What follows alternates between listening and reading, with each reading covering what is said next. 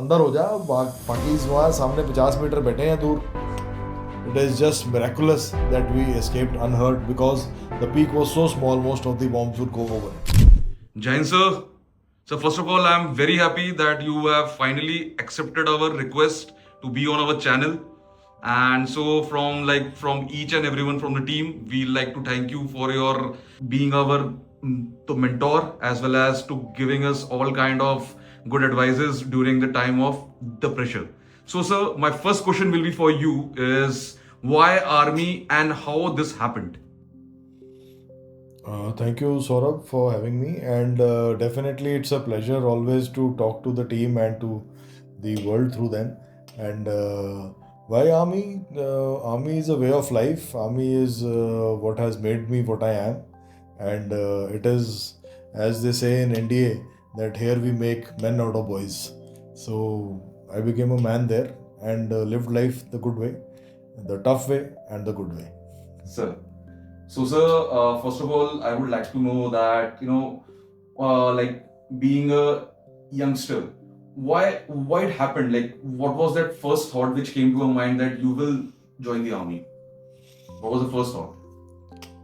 First thought was that the lure of the uniform, you can say, a structured life, very different life from. I was from a civilian background. Sir. When I went to the academy, I found a lot of people who were from the defense background, so they knew a lot about the army as such. We didn't, so we were just stumbling around. And when we actually landed up in the OGs and when we became an officer, so it was a different feeling altogether. Absolutely. Sir. So, sir, we are starting with our the questions and also. So let's start with that. So, sir, you just be honest and just tell me one thing: was army food is really so good, or as the veterans are just doing the particular type of the marketing? I will not say that because army food जो होता है वो it is a mix. You can say if you're talking about the Jawan's food, then it is made in bulk and it has got it a special this thing. And when in peace stations or even in field for that matter, we would be dying for that 11 o'clock dal dahi if you ever heard of it. Sir. So it's a fantastic mix of dal and curd mixed, which you get only in the Jat regiment, which I belong. Sir. And you got to be taste it to believe it. और जो ऊपर का अंदर I once got into an argument with my second in command, wherein I was a little health conscious and I went to the langar and said कि यार ये ऊपर तेल क्यों चो रहा है, इसके ऊपर तेल क्यों इतना फैला हुआ है, इसको हटाओ. तो वो लंगर वाला बोलता है कि साहब ये मैं तो हटा दूंगा, लेकिन टूआईसी साहब का हुक्म है इसके जो ऊपर जब तक आधा इंच ऊपर घी या तेल नहीं होगा तब तक ये सब्जी स्वाद नहीं बनती. I had no choice. Boss had said it. That's how the food tasted so good. What is that particular thing you miss about your team, or I will say the team you first commanded? I wanted to know that what was the first thing which you miss about your team in the army? That is not a team, Saurav. It's a family. Sir. Even today, we go and meet them. We talk on the phone so often. We are like so happy to hear about their progress and their children's progress today. Now it's been so many years since I left the army. That team it's family. You are living with them day in and day out. You are living with them 10 months of the year. 2 months you come home. So that is home. This is secondary. And I mean, when you are day in and day out with your people, with your troops, that feeling is something else. And since you know you have to lead them into battle, they trust you with their life. And a man who trusts you with his life, that's the ultimate trust that a man can impose in you. And beyond that, I think there is nothing. There is absolutely nothing. Now we will start with some of our rapid fire questions. So, sir, you tell me, trek or trench? Trench any day. Trench any day, sir. Sir, chai on the ridge or the coffee on the boardroom? you can't beat a cup of garam chai sitting in the cold and the with the snow falling on you and और वहाँ पर आपको एक गरम चाय और पकोड़ा मिल जाए, यहाँ की coffee doesn't stand a chance. Sir, whistle or war cry? War cry any day. Sir, फिर हो जाए? For me it was Jat बलवान जय भगवान. Let's start with some questions which might help the youth as well. So, sir, what is that one thing which you still apply from your Kargil days when you see your team is under the pressure, or like they are not able to perform that well? I will narrate an incident where a young doctor was to accompany me on a patrol. We had to climb some 8-9 hours straight. And this young man was very scared. He had never walked up a mountain. So after about half an hour, he sat down. So I said, चल चलो कोई बात नहीं, थोड़ा सा है. तो वो थोड़ा सा करके वो चला एक आधा घंटा और. Then again he sat down. फिर चल चल कोई बात नहीं, थोड़ा ही रह गया अभी. करते करते then ultimately I was able to take him after 8 hours, and he also remembers it till date. He is now a super specialist. That look, this after a little bit of encouragement and one step at a time is something that carried us through. So that is something that I still do. If somebody gets stuck, I said, you do this much. If he's able to do this much, the next will follow. And that's how it works. So sir, one of the very important questions, like how do you specify between a panic situation and a situation where the team gets a little bit of worried that what will be the solution, how the solution will be there? So how you deal with that still now? A panic situation and a desperate situation. I'll tell a story that during the post the Kargil War, we were deployed on the post right opposite the Pakis, and there was a post which was just about maybe 50, 100 meters away, not even 100, 50 meters away, the last point. And we had this big hulky Jat who was 6 foot something, and he was one of those loud mouthed guys who wouldn't think about anything. And he was sitting next to the bunker, and I told him, Ram Kumar अंदर हो जा, पाकिस वहाँ सामने 50 metre बैठे हैं दूर. So our friend was as foolhardy, or as you can say, as joshful as ever. And he said, साहब मेरे नाम की अभी गोली नहीं बनी है. So Pakis, what they did was, they just fired a warning shot about 2 meters to his right. And this man, this 6.5 foot man, went into the nearest cave, which was just about, I think, maybe 6 inches or 1 foot deep.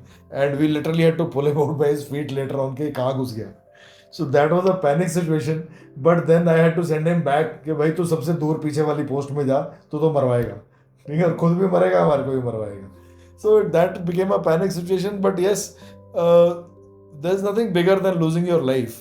So nothing here is life-threatening. Yes, there are situations when there are pressures, there are deadlines to be met, there are situations which have to be handled, but you need to keep your mind cool. That is most important. And there is nothing that cannot be done with a cool mind and with the right thought process.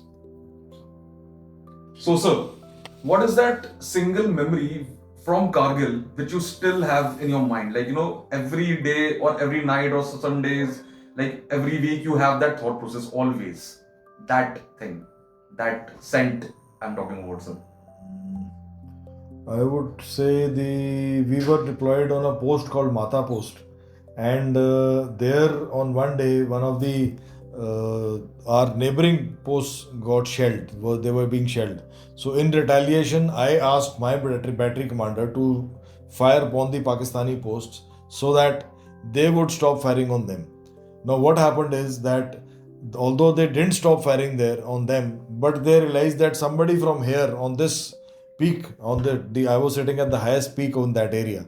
So somebody from here is directing the fire. And after that, I had it for the next 6 hours.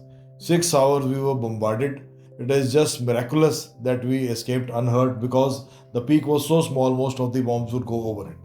So that is something that I am still grateful for even today, that when I walked out of the army and after premature with my limbs intact, with walking out rather than being brought out, I think that is something I'm always grateful for, and I'm happy that I'm here with you today. Sir, we have heard the stories, we have heard each and every stories about the wars, and also what you want to say to those people or to those soldiers or those families whose son, whose father, they didn't came back. So what you want to say to them, sir? Like I said earlier, we are not a team or a people who, will give up on each other. If somebody has not come back, it is the units and the army's responsibility, and we do it very seriously to take care of that family. There are so many people of who have not returned, but we are the army still remains in touch. We remain in touch as soldiers. That is our prima facie duty to look after those families. And that soldier also goes into battle with that comfort that he knows that अगर मेरे को कुछ हो गया तो मेरा साहब मेरा परिवार का ख्याल रखेगा. So that is the level of confidence that he has in us as officers, and we as officers have to live up to that, come what may. And like I said, by God's grace, I am alive and well today.